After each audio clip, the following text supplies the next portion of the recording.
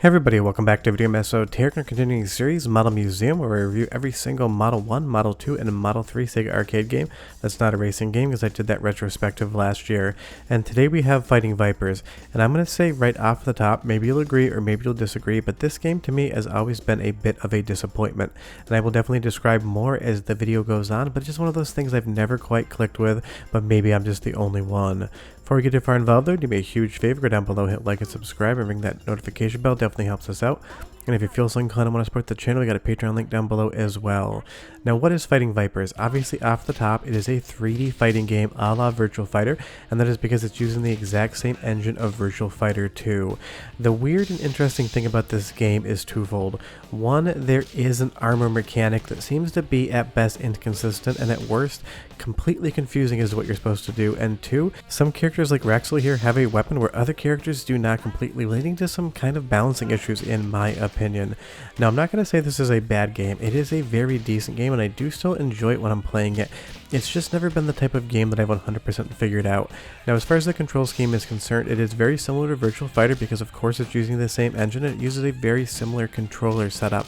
If you take a look at the top left and top right hand corners, you have that cutout of the character's body, and when it starts flashing, that means you're doing damage to that area and to the armor. Do enough attacks and you can knock that armor off, and then your opponent becomes more susceptible to your attacks. In theory, that is a very good idea, but in execution, it barely seems to work, at least for me. The other fun difference in this game is I'm playing the Japanese version, and that is because it is littered with Pepsi advertisements all over the place. In the 90s, Pepsi loved to advertise in games, the best game ever being Pepsi Man for the PlayStation 1, but this skateboard here with Picky, with the Pepsi logo on it, is just such a strange thing. I love it and I hate it at the same time. I love it because it is so absurd. I hate it because it kind of draws me out of the experience. But you will see there, you can knock your opponent clean across the ring. This game has heavier attacks than Virtua Fighter, and definitely a faster pace of that game as well, and that is a lot of fun. Now, I will say that this is the type of game, like pretty much every fighting game, if you have another human player playing with you, it is going to become a lot more fun. I seem to get to stage 4 or 5 in this one, and then I continually lose. But I mean, what other game is going to give you a lit up Pepsi billboard in the background? It is absolutely hilarious that the Pepsi truck even goes by. But you will see those real-time shadows on the bars of the cage, and that is a spectacular look. And we have to talk about the cage in and of itself. The story goes that Yu Suzuki was hearing some complaints about the ring outs in Virtua Fighter, and I can understand that if you're blocking and you get backed up, it's not the most fun way to lose a match. So of course with a cage, you can't get backed up. And it reminds me a lot of what Toy Fighter would become on the Sega Naomi. Except it's not a cage, it's this ring that you kind of have around you. But Fighting Vipers does seem to influence games in the future like Toy Fighter, and if you've never checked that out, I definitely recommend you do so. It is extremely weird. But getting back obviously to Fighting Vipers, I do love the speed, I love the fluidity. Another thing that I've never been a huge fan of though is the character design. I do not understand why we have this kid with a Pepsi skateboard fighting somebody in what looks like Legion of Doom from WWF armor with a guitar that looks like a battle axe. It's just never clicked with me. And the other thing is some of the arenas, like this UFO in the background here, they're fun to look at because they are made of polygons, or in this instance quads, but they just don't have the same life in them that I think something like Virtua Fighter 2 has. But then you give me something like Stage 4 here at an airport where a giant jumbo jet is very soon going to fly over the arena, and I'm 100% enamored with what's going on. And I think that's my main takeaway about Fighting Vipers is sometimes I am highly amused and entertained by the game, and other times I'm driven a little bit nuts and bored by it. I love throwing characters into the ring, I love that mechanic, but it just doesn't click the same way that Virtua Fighter does. But tell me down below what you think about that opinion. I would be curious what you like.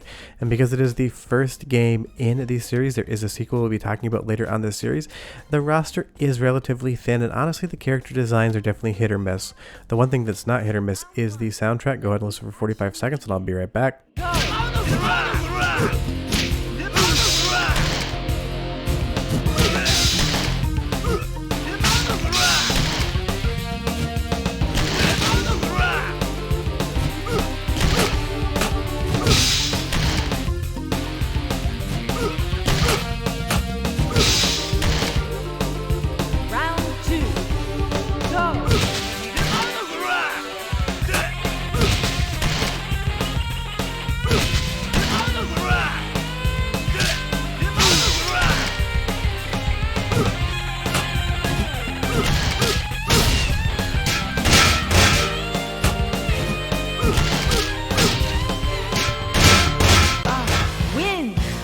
has a great kind of edgy hard rock soundtrack, and I think that's one of the other reasons why I never clicked with Fighting Vipers. This is mid-90s edginess, and I grew up in the 90s, and honestly it's not a time or place that I really want to go back to. This game is trying to be everything for everybody in the mid-90s, and I think that really hasn't aged too well whatsoever, but I don't really know the exact age range of the person watching right now, so tell me down below if you grew up in the 90s. I would be curious. But if Sandman and Grace here do the same attack and get knocked back in the same way, I will give them credit for having enough kind of light, medium, and heavy characters. Sandman here is definitely a heavy, and it 100% works in the context of the game. You will find a character you like and you will get to learn them. But if you do want to play a Fighting Vipers game, I think you should just skip right to Fighting Vipers 2, honestly. But if you've never played this before, 100% do check it out, because maybe I've been a little bit unfair to in this video. I still think it is a really good game. The issue is when you put it up against something like Virtua Fighter 2, it has a very big lift to be as good as that game. Putting any game up against Virtua Fighter 2 is just going to be quite difficult. But Sega kept trying to make that lightning strike twice, and they were more or less successful because this game did so well. But honestly, if you're going to play one game that is not Virtua Fighter 2, I'm definitely going to recommend Last Bronx, because that is a weapon-based fighter where all of the characters have weapons, and I just love the environments, the character designs, the combat mechanics. I just think Last Bronx is a better game than Fighting Vipers, but I'm sure I'm going to hear a lot of comments down below giving opinions as well, and honestly, I really don't mind. Love hearing what you guys say. But again, as that jet goes above the top, this game does inhabit a universe, and it does work in that respect. And there are different characters you can play around with, and honestly it's one of those things. It's been a long time since I played this, and I couldn't even remember most of the moveset until I've looked it up. It feels like Virtua Fighter in the control scheme, but a lot of the inputs are going to be different, so it's not like you can come directly from Virtua Fighter and 100% understand this game from start to finish. You really got to learn it. But someone like Honey here, if we move over to Last Bronx again with Lisa, you're going to see some definite inspiration overlap and moveset overlap in between games. It feels like between Virtua Fighter, Last Bronx, and Fighting Vipers, a lot of the character concepts may change, but a lot of the stylistic choices and control mechanics do seem to be very similar across the board, and that's because I played all three games back to back. And that's the interesting thing when you make retrospectives like this. You end up playing every single game on a platform in basically 1 to 2 days of capturing. I've never really thought about what Fighting Vipers feels like compared to Virtua Fighter 2, because normally if I am going to play them, it might be months if not years apart. But playing one and then directly loading up the other one and taking a look at that, you start to notice the similarities, and you start to really be able to weigh one against the other and decide which one you like.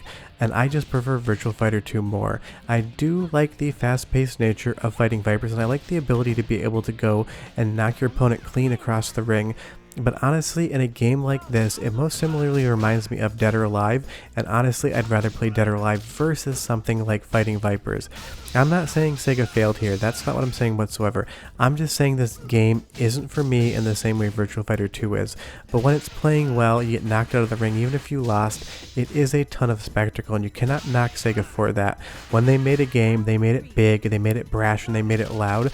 And still playing it today, it is still a fun time, and it still looks incredible. Even if this game came out in 1996, it still looks great in my opinion to today's standards. But short of that, that is Fighting Vipers. I give it like a B, B-, not my favorite, not my least favorite, but I'll see you guys next Wednesday for more Sega. Bye bye.